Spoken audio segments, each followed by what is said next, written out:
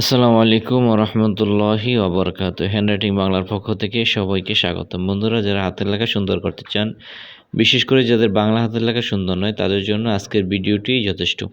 শুরুতেই সুন্দর করে বাংলা হাতের লেখা সুন্দর করার জন্য আপনাকে অক্ষরগুলো আগে ঠিক করতে হবে। অক্ষরগুলো ঠিক করতে পারলে মনে করবেন যে হাতের লেখা 50% হাতের লেখা আপনার সুন্দর হয়েছে। এই জন্য আগে শুধু লাইন লিখলেই অথবা হাতের লেখা দেখে লিখলেই হবে না, আপনাকে অক্ষরগুলো আগে শিখতে হবে।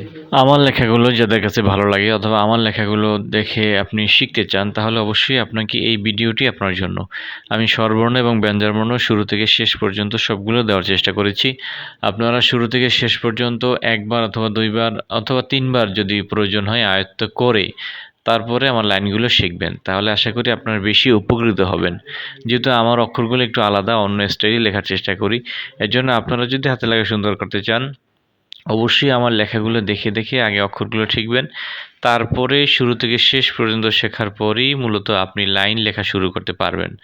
এজন্য অক্ষরগুলো বারবার প্র্যাকটিস করুন এবং সুন্দর করে লেখার চেষ্টা করুন।